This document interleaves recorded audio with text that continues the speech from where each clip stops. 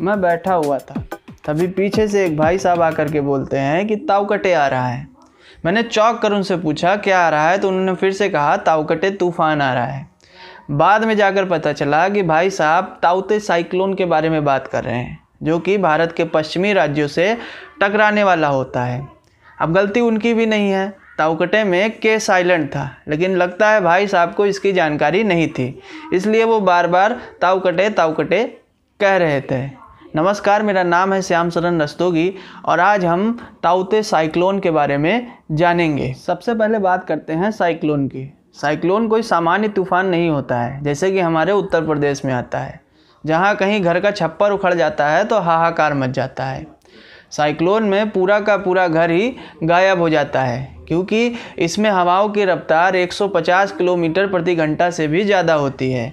ऊपर से बिजली, बादलों की गड़गड़ाहट से ऐसा लगता है कि अब दुनिया का अंत निकट ही है। अब इस तस्वीर को ध्यान से देखिए। इसमें हवाओं का एक गोलाकार मास है, जिसके बीच में एक छोटा सा केंद्र है। इस केंद्र को कहा जाता है आई का वायु दाब काफ़ी कम होता है, जिसके कारण इसके चारों तरफ की हवाएं इसकी ओर आकर्षित होती हैं और इसके चारों तरफ घूमने लगती हैं, और इसी कारण तूफान आते हैं। अब हवाओं का घूमना दो तरीके से होता है, एक घड़ी की दिशा में और दूसरा घड़ी की विपरीत दिशा में। करता है साइक्लोन जहां बनता है उस क्षेत्र पर। अगर साइक्लोन पृथ्वी के उत्तरी गोलार्ध में बन रहा है तो हवाओं की दिशा घड़ी के विपरीत होगी, और यदि अगर साइक्लोन दक्षिणी गोलार्ध में बन रहा है तो हवाओं की दिशा सुई के घड़ी की दिशा में होगी। साइक्लोन का आकार 50 किलोमीटर से लेकर के 2000 किलोमीटर तक भी हो सकता है। अब तक का सबसे बड़ा साइक्लोन का नाम था टाइफून टिप, जिसका आकार 2200 किलोमीटर था।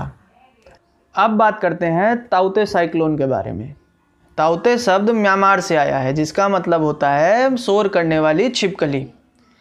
इस साइक्लोन का निर्माण अरेबियन सी में हुआ है। अरेबियन सी यानी कि हिंद महासागर के इस क्षेत्र में, जिसके कारण भारत के पश्चिमी राज्य सबसे ज़्यादा प्रभावित हैं, खासकर गुजरात।